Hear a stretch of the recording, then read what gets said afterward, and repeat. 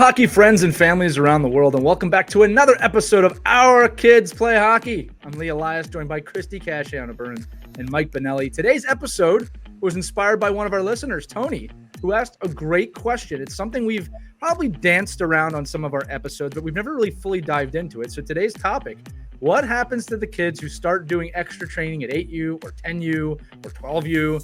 Do they stay ahead of the kids who don't? It's a great question that I know a lot of parents want to know. He also asked about the bigger kids dominating early, kids who learn to lift the puck early, right? And we all know that in Adams and Mites, how if you lift the puck, you're a million goal scorer, and how those early advantages can fade over time, which is also true. Again, we love this question. It's something we hear a lot in the wild, and every hockey parent wonders it. And it speaks directly to long-term development versus early success. And there is a distinction. So today we're going to dive into it all. Early bloomers versus late bloomers. Physical development gaps. Hard to break habits, which I know Mike and I are going to dive in. Because if I see one more kid skate directly at a defenseman after crossing the blue line with the puck unprotected to try and go one-on-one in a situation where you could go around that D, I'm going to lose my freaking mind. I'll get back to that later. Husa. Okay. And the last one's also the grind, which is very important and always pays off for many young athletes. Those are usually the kids who break through. But let's get into it. The first section, the extra ice advantage, the kid who gets that extra ice at 9 years old, 8 years old. Mike, is that a real advantage? We got to go look both short-term and long-term. Go ahead. Yeah, 100%. If you're 6'5", 2.5, and you're getting extra ice, and your son or daughter is able to do it, they most likely will have a distinct advantage over the other kids in that snapshot of their life. So in that little short period of time, they're going to have a big advantage because they're not doing the other things. They're just focused on hockey skills. Like if it's anything, right? If my son was able to do it and I had him play the guitar every day, and the other kids didn't play guitar at all, he's going to be a better guitar player. Now, he might hate it, and he might not be inspired to develop it on his own. But in those ages, when you can control your children, when you can dictate when they go places and what they do, then I think there is a real big advantage in that age group when the kids get the extra touches and the extra ice, no doubt about it. I would have to agree, because you guys know kids at that age learn new skills at a dizzying rate, but they need to have the confidence to use them. And I think that extra ice time will give them the confidence. You'll see it happen. Let's say they're weak on crossovers. And this is an example I use with my own kids. You know, they weren't great. They were okay. Gave them some extra ice time, and look what happened. They worked on their crossovers, and they had the confidence to do it game time and in skill clinics. And yeah, so that extra ice time at a young age can give you a good advantage. Right. I love both the points. And I think the key that both of you brought up is that I love that you use the word snapshot in time, right? Because yes, I agree with both of you. The more ice time you can get at a young age, the better, right? We say all the time on this show that skating is by far the most important skill. So if you want to learn how to skate, you got to skate. Now, with that said, the warning here is this: your kids have to want to do it. Of course. Right. And I think that's a key point here is that, to a point, they have to want to do it. If they need extra ice, if you structure them too much at an early age, that's a seed of burnout later on. And I'm not talking so much about responsibility. I'm saying if your kid is kicking and screaming and say, I don't want to go to the rink, don't take them to the rink. If the kid goes, I'd love to go, or yeah, I don't mind that, take them to the rink. Again, I think what happens here, though, gang, is that parents often feel pressure when other kids are doing this. All right. And that pressure is not a reason to do it. You do it because the kid wants to do it. Also, you got to discuss, again, how, Christy, you said this, the early confidence and reps can boost performance. But again, the over-structuring can be too much. There's got to be an element of play. Yeah, good balance. Right? That's what anything. Yeah. Right? Yeah, absolutely. I will say this, too. I mean, a lot of it has to do with the child's athletic ability. Sure. You can give a million private lessons. You can make the kid. You could put the kid with the best coaches in the world, if they're not able to get better, they're just not able to get better. Just because you put the player on the ice and with skills coaches and extra and all this extra work doesn't really mean they're going to be a better hockey player. I mean, I've watched. I mean, it's crazy when you watch parents like put their kids through all this, and then they're like their teammate comes out at 11 years old for the first time. It's like, oh, I want to try hockey too, and then the kid's better than him in 3 weeks. Right. And I'm like, yeah, because that's the best lacrosse player in town. That kid's the best baseball player in town. That's the best soccer player in town. That kid learned how to surf, the first time he went in the ocean. Like, if you're just a great athlete, it's good. Now, here's where I think people really start taking this extra ice thing to an extreme. Their kids are maybe better athletes already, and then they throw on the extra ice piece. They triple down. Now they're like superior they're superior players at 9 because they're just better athletes than everyone else. Mm-hmm. But all that stuff and we'll talk about it, right? But all that stuff goes out the window when you have your own, your own thoughts and your own ability as a player, to motivate yourself to get up and work out. Well, Mike, it's a great segue. It's a great segue into the next part. Yeah, the next part is about size and strength, and the early physical developer or the early athlete. Look, here's the truth. If your kid grows faster at 8 years old and they have longer legs and more muscle, they're going to appear very dominant. But it is most likely, it's not in every case, most likely very temporary. Okay? Look, we'll just say it bluntly. Puberty can hit kids at different ages, and growth spurts happen at different ages, just like kids learn to walk and speak and do things and read cognitively at different ages. So there's definitely an artificial gap, right? An early on development that's going to help some kids with skill execution. All right. And the truth is this, again, not true from all kids, but once the other kids catch up physically, which will happen, the gap often disappears.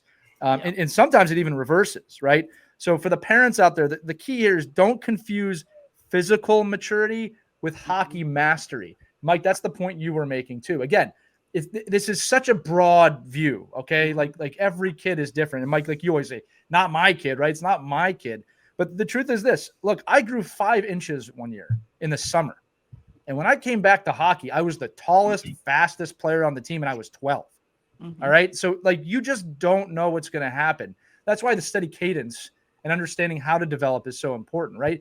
Because here's something I've never had to deal with. And Mike, maybe I'm not saying this was you, but what I never had to deal with was being the best at a young age, and then suddenly I wasn't. It was actually kind of the opposite for me. I got much better as I got older. I don't know what that does psychologically to a kid when you're scoring 50 goals a year in might and squirt, and then suddenly Pee Wee, the other kids start catching up, and then in Bantam they're hitting, and you're not that kid anymore. Right? That's got to be tough psychologically. Right. And the kid who's taller, faster, stronger at a younger age, which was the motivation for the puck hug. Right. Can dominate and look like a puck hug. And that's why if you're a parent of that kid, reinforce the importance of teamwork, passing, sharing, and helping to develop the entire team. And coaches, too, have a tendency, especially when you've got a kid like that on the team, you're going to put them on the ice more to win. So I think sometimes coaches forget the important lesson of everybody is on the team at a young age. Everyone should have equal chances of playing at a young age. Yeah. And it's a great opportunity for parents to reinforce that importance of being a team player. If you've got a kid that's athletically superior than the rest of the kids when they're little. Ride the superstar. I say ride the superstar. I say, nobody told Wayne Gretzky to stop scoring 15 goals. He never. Okay. Here, Mike. You know what I love about you, Mike? You know what I love about Mike, Christie, is that everything he says sounds like a BuzzFeed article. There's this huge catch in the rod in the water, and he pulls you out. But actually, listen, Mike, you're bringing up a really good point. And actually, I'm going to actually segue this into the next segment because I think where we're going there is going to do that. And the next one is about just shooting and skating stars. I have a fight with no, we're going to have the fight. That's good broadcasting, right? But no, listen, Mike, here's the deal. And we all know this. At Might, at Squirt, even at Pee Wee, there are kids who can lift the puck early, skate circles around other kids, score more goals than anybody at 8U, okay? And the truth is this. I'm a hybrid here with Mike. I don't disagree with Mike. If a kid has the ability to go down the ice and score, we shouldn't hold that kid back. But, and there's a huge but here, it's when that kid goes down and he's got 3 teammates to pass to, and he doesn't choose to pass when it's the right move to pass. That is actually a hard one for me. All right. Or adversely, if the kid's skating all the way on the ice and the other 3 kids aren't skating, that's not the other kid's fault. But like as a coach, it's like you guys have to go down there and support that player. So again, when a kid has a couple tricks early on, they can lift the puck, they know a skating move, they have a deke. It's great, but it's not going to create a well-rounded player. It's not well-rounded development. And well-rounded development will beat flashy play at a young age. So I want to be very clear on this one more time. All right. If a kid is extremely talented, Mike's not wrong. Why wouldn't you ride that? Well, Mike, something you told me once a long time ago that I want to bring up, and I didn't realize this until I started coaching years ago, was that when you're younger, when you're 8 years old, 9 years old, the kid who can do everything, sometimes, most times to the other kids on the team is a hero. Like the kids want that kid to have the puck. They don't see him as a puck hog just yet at that age. They see, oh, that kid can go win the game. To me, that's dangerous. Right? To me, that's not a good thing. I've always told my athletes at a young age, and again, it's very hard for an 8-year-old to fully grasp what I'm about to say, but I still tell them because you got to plant the seeds, which is that a good player will do that. They'll go down and deke everybody and score, but a great player makes every player on the ice around them better. Right. That's not a skill I can teach. You got to. So I'm not sure who wrote the question as far as who that person is in the relation to the player and the team, right? But you're talking as a coach. Christie's talking as an actual, decent human being. I'm not speaking from that point of view. I'm speaking from the point, like, have you ever seen like Steven Stamkos, like in videos from the brick tournament? Yeah. Like he dominated. He never passed the puck. He said, I'm Phil, Kessel, whoever, like these kids dominate. Now, my rule of thumb for that player is if you can dominate and you can go down and score every single time and you can make a play every time, do it. Sure. Keep doing it until you can't do it. Right. And then when you can't do it anymore, then to Lee, then it's pass the puck. When are you going to move the puck? Yeah. When are you going to pull up? When are you going to make a play? Like, so my rule with the kids, and again, it usually gets a little laugh because most of the kids know they can't do it. I'm like, take the puck as long as you want. You don't have to pay. I don't care if you never get an assist ever. You keep scoring. We win. You score until you can't. And then the rule goes to my rule. And that's my rule. So now you're speaking as a coach. But if I'm that dad or mom and I'm in the stands, I'm like, screw those other kids. My kid can score goals better than anyone. Like, I don't know who this person is, right? If my kid's the best player on the ice at 8, let him play. Not me. I'm the dad, right? Let him play. I don't care about the other kids because those kids don't care about me. They care about me. They care about me enough to say, get the puck to him. He's the best goal scorer. But then, all that other stuff, parents don't think about enough. They don't think about, well, how does he fit into the locker room? How does this help him mold to a better player later on? Like, how did my son sent me a video the other day? Oh, I forget who the coach is, but he makes fun of coaches. And it was so great how he uses the metaphor of hockey to life. I forget who it was, but he's brilliant. And he says, when the coach gets so mad, they start preaching that, well, this is life, guys. It's not just hockey. This is how you learn life. And if you can't pass, you can't pass in the game of life or whatever it is, right? But the fact is, when you're coming from a parent perspective and you're in that little window of time, your kid's 9 years old, he's the best player on the ice. Enjoy that piece, but understand that that's very limited, and they have to learn the other. Well, they don't have to. If they continue to score at will, they never have to learn those skills. But most of us mortals have to learn all those other skills in order to survive in sport. So that's all I'm saying. Do it until you can't, and then learn how to deal with it when you can not do it. Yeah, anymore. I think that if you see it happening, you should be a parent and intervene and explain to your talented ice hockey star what it will mean for the rest of the team if you help them develop and grow too. Well, and just take go to another team. Just go to another team. Well, okay. Here comes the fight. No, listen, a couple things here. All right. It could mean a few things if your kid's doing that. One is if they're not playing AAA Might Elite, which should not be a thing. Maybe you're on the wrong team. Maybe you're not on the right team. But the other thing I would say is this, and Mike, I'm not being funny. I love your ability to take a thought full circle.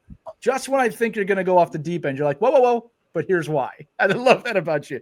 The other thing I'm going to say is this, is that, look, if you're winning 6, 7 goals, I'm going to say this as a coach, there is a value at that point of learning to pass. Mhm. All right. Because if you already know you're dominating the other team, like I want you, as a coach, it's not that I'm trying to keep you from scoring. I'm literally trying to teach you another skill. You've got to learn to pass. Yeah. All right. At that age. I think I have a good example. I'm going to give an example from lacrosse season this year. So we lacrosse, in lacrosse, you could like sometimes if you're the best runner, you can run and score at will. Same thing with skating. And against teams that don't have great defense or no defense, you could run and score so those kids that score like 10, 12, 13 goals a game. My question is, but can you play off the ball? Can you play off the puck? Can you do things that when there is better defense, when there is constraints on you, when you are getting double teamed and triple teamed, when you do have to distribute the ball or the puck, now how do you play? And and parents beware, right? As you get older, and again, I'm just saying this, it does not matter at 9 years old. Be the best player in the world. Just go score at will. But go, play in the lowest division and go on Facebook and say your son scored 18 goals. Great. But eventually, even the best players in the world have to be able to play off the puck, right? And in part of the play, and if they don't, and they can't contribute. I mean, if the case was the best player in the world could just go win games, Connor McDavid would have 7 Stanley Cups. 100%, right? Yeah. So, and John Cooper, coach of the Tampa Bay Lightning, said recently that the best player in the world, best players in the world, are going to have the puck on their stick 30 to 45 seconds a game, Correct? maximum. Right. So it's what you do without the puck. And I'm going to throw in one more caveat here, guys, All right. because I think it's a good point that you guys are making.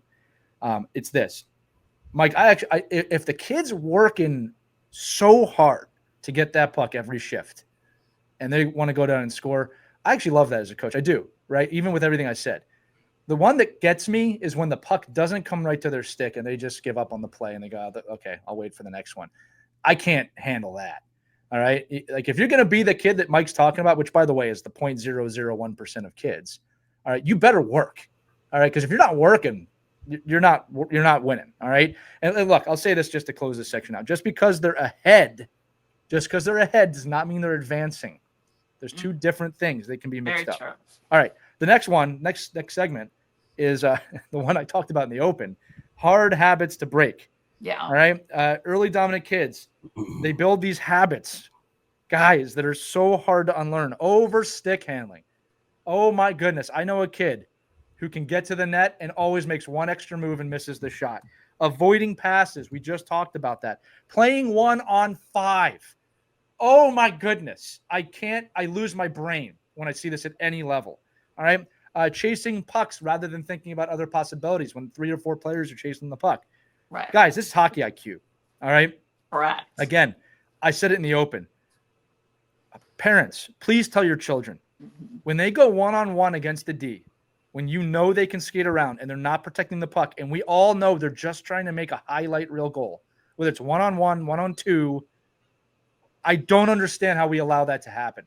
Mm-hmm. Right? It's not a hockey play. The kid gets through 1 out of 10 times, Christy, and thinks they're a hero.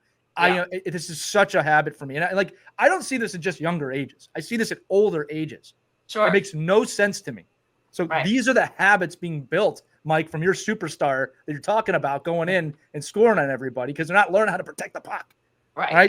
And beyond just the hockey skills, the basic skating skills. I mean, you see so many kids out there who never learned how to develop their stride, right? Their edges, their crossovers, all the basic skating skills get overlooked because they're so focused on developing their stick handling and their shots. Right. So don't forget to break the bad habits at an early age of just basic skating. Right. And let's also make the point, Christy, that let's say your kid is a fantastic skater at 9, then you go up a level and everyone's suddenly a fantastic skater. I really see this every year when kids jump from squirt to peewee, or I'm sorry, 10U to 12U, because there really is a development jump here. And the superstar from squirt may still be very good in peewee, don't get me wrong, but now there's a lot of good kids. Right. And the one move is not going to work anymore. Yeah. All right. So again, we also true. praise these bad habits. And Mike, I am going to pick on you here. The kid who scores 50, 60, 70, 80 goals. All right. I'm not talking about the next Wayne Gretzky here. We praise them, and then suddenly they can't pass. All right, and they get to the next level and they never learn how to pass. So it's situational awareness. Okay, so Mike, to your point, like we love points, we love goals, although I still think there's a super disturbing lack of respect for assists as points. Right? Change the game when they're young. Change the game. Don't just get points for goals, points for assists, points for other things, hard play. We can do that as youth coaches. Again, when they get older, just to prove my point. On the elite teams I coach, I have a different point structure, right? Goalies don't get points, but they do on my team if they make good situational plays. Defensemen don't get third assists, but they get points when you make a great breakout pass, right? These are things that need to be put into the game at a younger age. It blows my mind that we do not value assists as much as goals. I mean, again, coming from a former playmaker, right? So I'm a little biased on this one because I was a playmaker. They count the same amount. Favorite stat in the world. I use it all the time. If Wayne Gretzky never scored a goal ever, he'd still be leading all time in points in the NHL because of his 2,000 plus assists. Right. Okay. So Mike, I charged you up here. I am tossing this to you for your thoughts. Again, the habits to break is what we're talking about. Yeah, I think we see it as we're starting to see it more and more and more during tryouts, and like when you do block drills with kids and you see them playing and they could get around the deviator. And like if I watch, I would say 90% of the private lessons that I see when I walk into a rink is a kid skating around a deviator, around the cone, shooting in a net. Now, number one is they don't skate around anybody like that in games. They get 2 shots a game, not 50. Right. So then they're all working on the wrong thing. So they're building their bad habits under things that aren't going to help them anyway. Like, so it's like, to me, like you shouldn't be working on stick handling through somebody 4 times in the corner and then taking a shot on net. Maybe that drill has to end with a pass. Maybe it has to be like I do. Like I know when I work with my kids, it's all one, boom, play, a play, a play, a play, a play. That's the game of hockey. It's not down the corner, up the side, up the boards. Sidney Crosby does that. Yeah, yes, there are certain players they're able to do that, but as the players get really good at defending, you're like, okay, yeah, you could go do 100 figure eights in the corner. I don't care. Like, you eventually got to get through me. So I think, like, when you see those habits being formed, they get reinforced because that's the only 9 seconds you see on Instagram. That's it. You don't see all the work that went into it. And I think that's where coaches have to step in and be more influential in the work ethic. Now, as a really bad coach at the youth level, I would have to depend on point structures that didn't include goal scoring, right? Because I never had goal scorers. So I'm like, I can't just depend on the leading goal scorer here. I gotta depend on, who gets turnovers, who gets the puck the most, inside the blue line, who gets the most, who doesn't have to chip the puck off the glass, who can make a play who can make 15 indirect passes today. Like all these little things that you could do to develop your kids at the youth level. Yeah. Or a game within the game. And I think that's preparing them. But again, that's not really an appreciated piece at youth hockey that you're developing. Like everybody talks about, oh, my kid's in this program because of development. And like when you as a coach talk about development, you're thinking, oh, development. Like I don't care what the kid looks like at 7. I want to come back and see him at 18. And then, but listen, I get it. It's impossible for people to see 18 when you're 7. Well, they try. Well, I mean, but I just think think it's hard for like a coach to continue to sugarcoat because when you want real development at the youth level, a lot of times winning doesn't happen because you might not let that player not pass the puck. I don't know if I agree with you there, Mike. I mean, it depends. It depends on who you're coaching the team. Because I'll tell you what, I'm a big believer in team building and team bonding. Right. All right. And I have seen really close-knit teams with really, again, the environment has to be right. Good parents, good kids, and they work together and they can beat the team with the superstar. All right. But I will also say, Mike, to your defense, that's also pretty rare. Like that's not exactly something I see all the time. Right. That's not as rare as the 300 goal scorer, but it is rare. But I do know what you're saying. Like, I don't think you have to look at it as sacrificing wins, but it does depend on how you define winning. Because if it's just winning the game at youth hockey, man, we have lost. I always say it should never be just about winning. Obviously, I want to win the games, Mike. I do want to win games. Like for all the parents out there, because Christie, I get this thrown at me all the time. So you don't care about winning the games? I want to win every game. I want to win every game that I'm coaching. Yes. I'm just saying, as Christie just said, there's more than one win here. Right. All right. Yeah. And that's okay. It's like the win at all costs attitude in terms of the game, in a game where we might not even be keeping score, is ridiculous to me. Right. And the more you coach that level, the more you know it. Right. Mm-hmm. Yeah. Well, you're creating little a-holes is what happens at that point.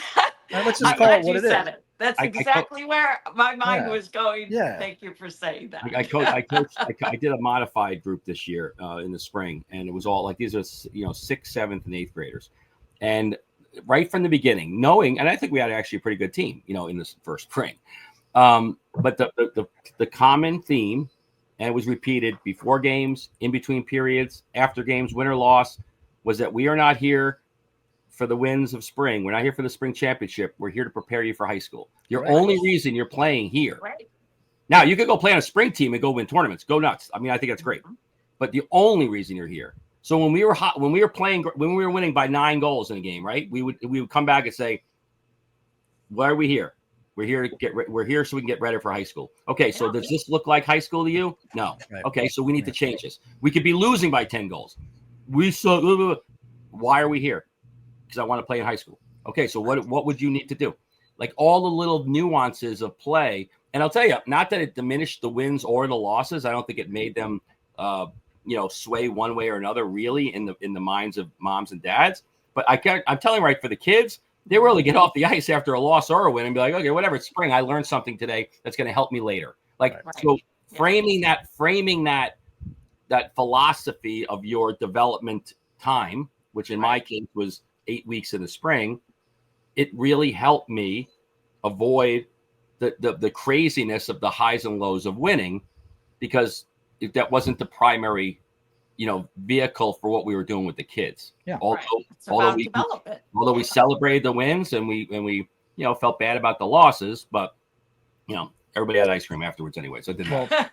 I'll leave that this makes section. Everything better. Yeah, you don't even know what do you need. Yeah, I will leave this section with a quick story before we finally get to our final section. Is that last year I was coaching 2 really talented players who had moved up a level, and one was actually on the shorter side. Okay, very, very talented in terms of what we're talking about. And I watched these 2 at the beginning of the season start around the same skill level, and I watched the taller player not change at all. And what happened is the habits were showing, and it was very easy to stop him. And he was, maybe scoring once a game, but he could have had 5 or 6. Yeah. And it was obvious. He was so frustrated every game. He wasn't evolving. Whereas the shorter player evolved, saw the ice, started passing, started changing his game, started understanding I can't do this here. And by the end of the season, easily our top player by miles, right? But they started at the same place. Right. Okay. I've seen that too, Lee. Yeah. I've seen that, throughout the years of hockey, looking back a few years when my kids were young, there were the dominant players who dominated at age 8, 9, but then by age 10, all the kids were catching up and they didn't advance their skills and they were no longer the star on the team. To me, because Christie, they got lazy. I don't need to work on that. I score all the goals. So you do see development can weaken if a player isn't told you need to work on your other skills. Yeah. The key word for me here was coachability. Coachability. Right? The shorter player listened, learned. His father understood. He said, "No, listen, like they're teaching you something." Yeah. Whereas the other player's parent, opposite. Sure. You go down the middle. You go. Yeah. You do this. Completely in contradictory to the system we were playing, by the way. Right. And the kid was frustrated. Parents, you play a role in this. All right. The one father was open. Yeah, my kid was the best. Still is very good, but I want him to learn more. All right. That brings us to our final segment here. All right. And this one's close to my heart because this was me. The grinders emerge at 13, 12, 11 years old. And I'll be honest with you, late bloomers often succeed. Sure. And I'll tell you why, right? When you're great at 8, you or 10, you want to become a leader by 12, and you may be. But when the kid comes in that has resilience, coachability, and wants to learn a deeper understanding of the game and wants to have a growth mindset at 12, which is a cognitive area in your life where you're way more ready to receive, That kid can jump. And again, the quick story here, I am going to use myself, was I didn't start playing until I was 12. If you listen to the show, you know that story. All right. Now I could skate. The gift that I had is I could skate. I was the fastest skater on my team the second I joined the team. Okay. But I didn't know anything. They used to call me stone hands because I couldn't score, but I wanted to learn. And I realized very quickly with my speed, I can't shoot well yet, but I can pass. All right. The shooting did come later, but I had such a yearning to learn that I was easily every year, the first few years I played, one of the lower players on the team. By the end of the season, I was one of the top players on the team. I just wanted it more. All right. And that came from a little bit of desperation of, I got to catch up. All right. But the reason I'm bringing this up is that I played with kids who had been superstars at 8, 9, 10. And my work ethic, not that they weren't great hockey players, just it helped me to catch up. All right. I'm not going to say I jumped all of them, but I caught up very quickly. The late bloomer, the grinder, is someone you got to know exists. So if your kid is tremendous at 8U, that's great. When that kid shows up at 12 that just wants it more than your kid because everything's been coming easy to them, your kid better have some competitive level there or they're going to be in trouble or that other kid's going to take over. So again, look, the journey's not linear, right? Effort, attitude, adaptability can usually win out over stats. All right. I'm going to say this too. I played on more B teams than A teams growing up. And I went further, and it's not a brag. It's reality. I went further than 99% of the players I played with that were superstars at a young age. I got to say one time, I'm using it as an example. I'm not bragging. Okay. I didn't go to the NHL or anything like that. Okay. But I got to play college and I had a cup of coffee in the minors. I started at 12. I had less years than these other kids. All right. So point is you never know. And if there's anything to take away from that, it's if you're great at 6, I am so happy for you. I really mean that. I'm not being sarcastic, but you got to be able to grind when you're 12. Very, very true. My son also started late. He didn't start hockey until he was 8. And you think, 8? What? No, kids were skating circles around him. But my late husband, he was such an athlete too. And he knew Joey really wanted to play, but he helped him gain confidence. And as I said earlier, confidence can be just as important as the skills. And one of the biggest lessons he taught him is okay to make mistakes and learn how to take that in stride as well. So he worked really hard and got a lot of support from my late husband, and that confidence. Every time he went out there, he worked. He was a grinder. Right. And another year, you could not tell he was not the youngest, but the skater with the least amount of hockey experience at age 9. He was equal because he worked hard. Yeah, Christie, and wasn't afraid to make mistakes. You're bringing up a good point that I should have mentioned too, is that my mom and dad were very great parents too at this time and very encouraging and giving me the right messages. Makes the difference. Just like your husband, right? Like they helped me earn that confidence to keep going. Right. And I should say this too. Look, I'm also an athlete, right? I had the genetic side of this as well, where I had some gifts, but I had some hard times in the beginning when kids were better than me, but hey, keep going, keep grinding, keep learning. Right. The key point, Mike, I'm going to throw it to you. And we have to say this, that has served me so well in life. Mike, to your point. Oh my goodness. Okay. So beyond hockey, right? Yeah. Like it was the complete foundation for how I became an adult. All right. So that was the real win aside from hockey. I feel like again, when I was a kid, I didn't have the grip. When I was a kid, I'm going to the NHL. I'm going to play pro hockey. But when I became an adult, it's like, oh, wow, I have all these great grinding skill sets. Yeah. Mike, close us out on this one. The grinder emerges. You've seen it all the time. Mike, you were a grinder. You know where you were a grinder. Yeah, no, listen, I got on the ice at 11, 12 years old. My father was not the same. He said, get that kid off the ice. This is unbelievable. It's like, he's like, you wanted to do what? Like this is not right. Like, it's embarrassing. And the other kids, but I will say I had great coaches, great people that said, wow, this kid, I've seen him do other things. Like I just watched this kid play football and soccer and baseball. And I bet he could play hockey. We just have to get him on the ice. And, I would take the train every morning, one whole summer. I went from not being able to skate to making the best team in our little town, just because every morning I get up, I'd walk to the rink, I'd skate before the figure skaters got there, clean the boards, grinding it out, earning ice time. Right. And I drove that experience because I think at 11, 12, 13 years old, I'm the one that drove my experience. Like I'm the one that pushed my. You owned it. Like I didn't care that I was missing out on things. Even in high school, like it didn't, like where a lot of my friends were burnt, like they were done with hockey because they'd already played for 12 years.